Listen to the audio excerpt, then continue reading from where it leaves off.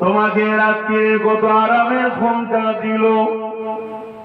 শরীরে যদি একটা কোনো অসুস্থ হয়ে যেত, সামান্য যদি পেটের একটু বেদনা শুরু হয়ে যেত, তাহলে সারা রাত তুমি ঘুমাতে পারতে না। আমার আল্লাহ তোমাকে সুস্থ রেখে আরামের ঘুমটা দিল। এ যুবক, আমার আব্বা, আমার মা, আমার বোন, চেষ্টা করো ফজর বেলা উঠে সেই আল্লাহকে 2-2-4 রাকাত সুন্নত রাকাত ফরজ রাকাত 4 রাকাত নামাজটা তো পড়ো, বেশি সময়ও লাগে না। বিবেককে বলো, উচিত কি নয়?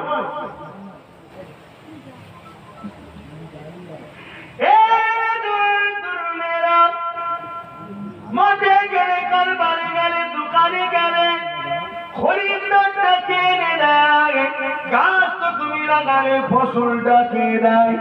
তোমার আমার মালিক, তোমার আমার সৃষ্টিকর্তা রব্বুল আলামিন আল্লাহ পাক তিনি দেয়। তাহলে কেন জোহর বেলাতে দোকান যদি বন্ধ করে আসতে না পারো, দোকানে যে মুসাল্লা রেখে দিয়ে ওখানে কেন তুমি 4 রাকাত ফরজ নামাজ পড়তে পারলে না? এ যুবকেরা, এ আমার বাপ জানিরা, মায়েরা, বোনেরা, যদি তুমি মাঠে খাটাখাটনি করো, কেন তুমি মাঠে দাঁড়িয়েছে মাথার গামছা মুসাল্লা বানিয়ে দিয়ে কেন তুমি তো ওখানে তোমার আল্লাহকে সিজদা দিলে না? এ যুবকেরা, এ নবী পাখির প্রেমিকেরা, মায়েরা, বোনেরা, নিজের বিবেকে প্রশ্ন করো। আরে কত দয়ালু আল্লাহ, তিনি তোমাকে আমাকে জবানে কথা দিল।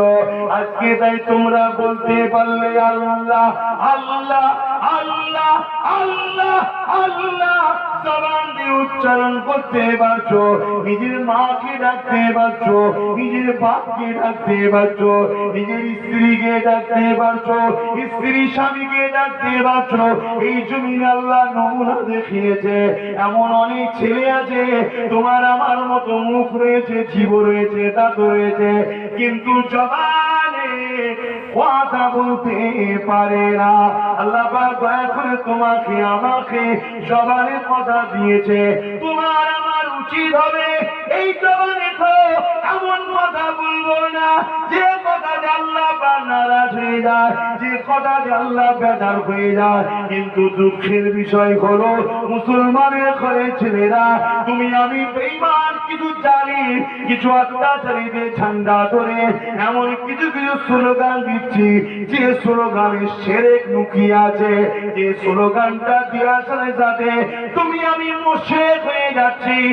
আর পাপীর মাপ আছে, মুশরিকের কোনোদিন মাপ নাই। কেন মুশরিক কাকে বলা হয়? যে তার আল্লাহর সঙ্গে অন্য কাউকে শরীক করে দেয়।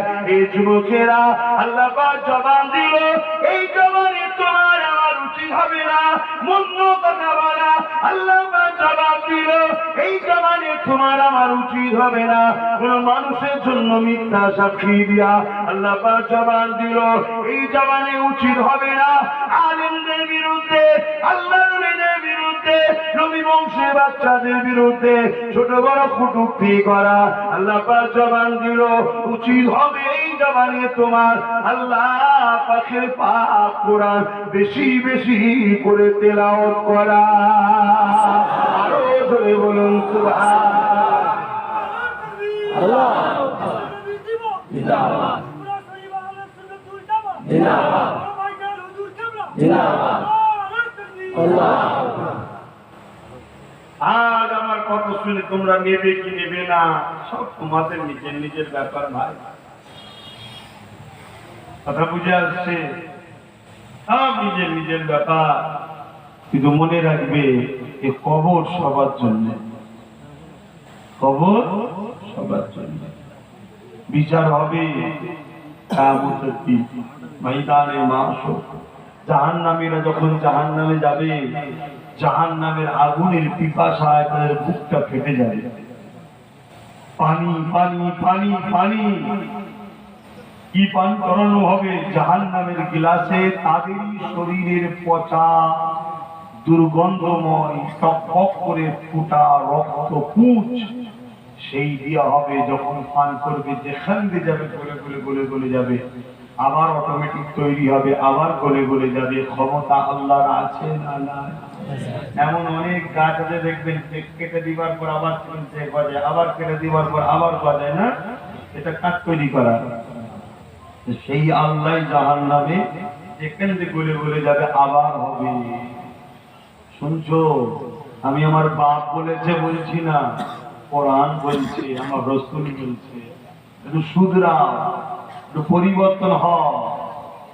আর না হয় দুনিয়া ধরতে গিয়ে যাদের দলদাস হয়ে আছো, যাদের পিছনে ঘুরে বেড়াচ্ছ, সে ডায়ে হোক বাঁয়ে হোক, সামনে হোক পিছনে হোক, চিকুরি কালারি হোক, মনে রাখবি সব কটাই হলো দরকার।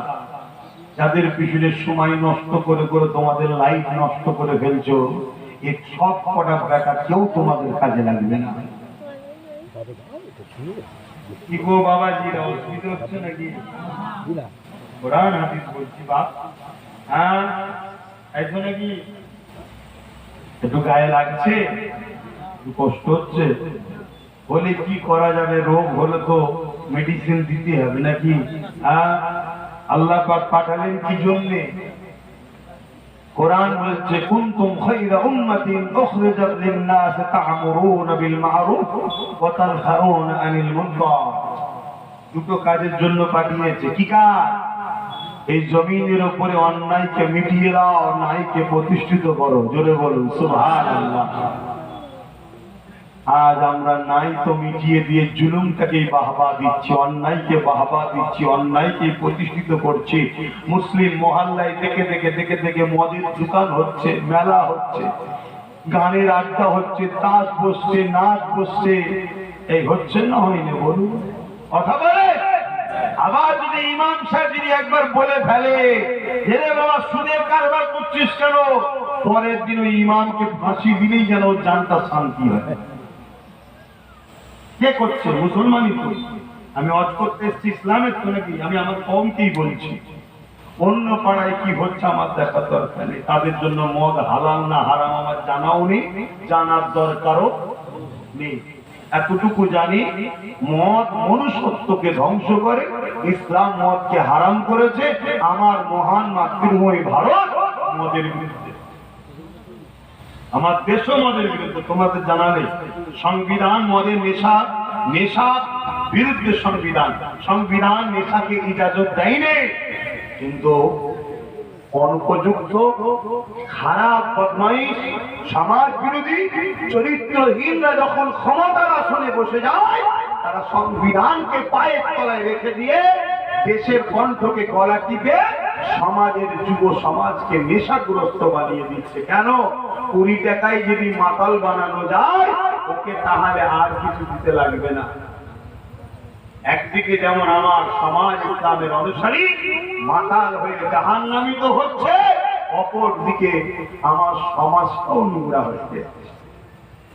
এই সমাজে যদি 100টা নারী ডিভোর্স হয়, 100টা নারী যদি ডিভোর্স হয়, তার জন্য 80টা মদের কারণে ডিভোর্স হচ্ছে। মদ, নেশা, 80টা ডিভোর্স হচ্ছে।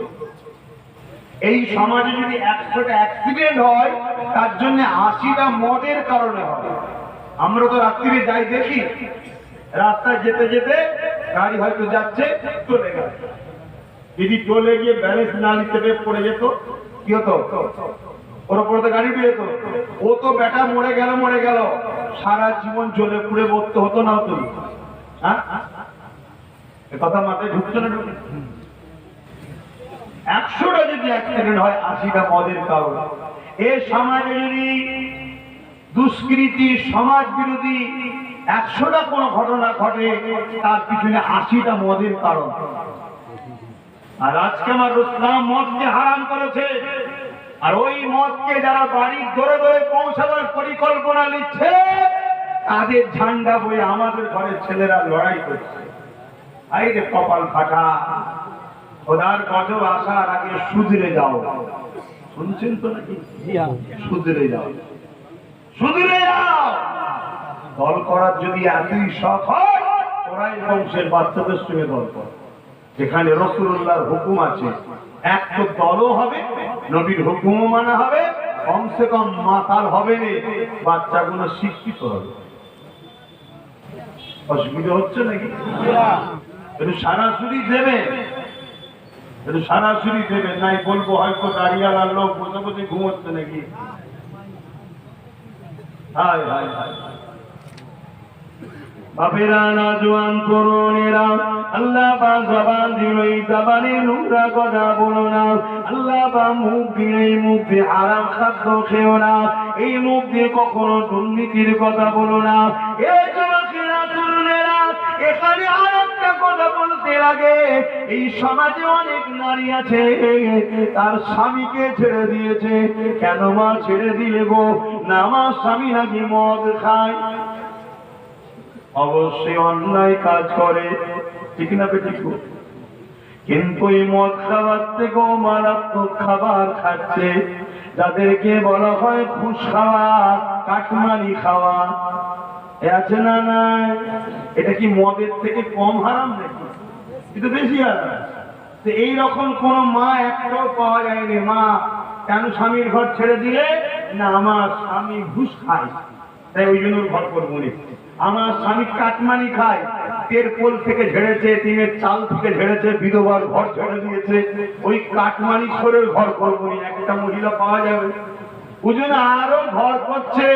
আর কাটমানি খোর স্বামীর বিরুদ্ধে বললে ওই মা আবার হাত গুটিয়ে বেরোচ্ছে। মা, আল্লাহ নবী এমনি বলেছে জাহান্নামে নারীর সংখ্যা বেশি হবে, জানেন তো নাকি? কেন? কয়েকটা কারণ, তার মধ্যে 3টে কারণের কথা রাসূল বলেছে। তার মধ্যে একটা হলো নারীরা বদদুয়া করে বেশি, অভিশাপ দেয়, এটা আল্লাহ পছন্দ করে না। তো যাক, ওই বিষয়ে এখন আলোচনা নয়। আমি যেটা বলতে চাইছি, মদ হারাম, যেটা ইসলামে নিষেধ আছে না? নাই। আর কাটমানি, যে ভাষাটা আজকের দিনে আপনারা খুব সহজে বুঝতে পারবেন, কেন প্রত্যেকের পাড়াতে 2-5টা করে কাটমানি খোর, হারাম খোর আছে না? নাই। আমার অর্থনে আমি দোয়া করি আল্লাহকে আমার অর্থনে হিদায়াতের তৌফিক দিই, বলুন আমিন। কেন ও বেটাও মরবে, মরবে না? মরবে না? ওরও কবর হবে না? হবে না? আমি আমার কওমের কথা বলছি, আবার বলছি, অন্য কওমের কথা বলছি না। আমার কওমের শেষে তুমি যদি থাকো, তওবা করো ভাই আমার, হারাম খেও না, ভুল ভ্রান্তি হতে পারে। ওয়াজ কেন করা হয়? যাতে করে তোমরা শুধরাও। আর আমি যদি বলি না বাবা কাটমানির কথা বলবো না, কাটমানি খোর রয়েছে,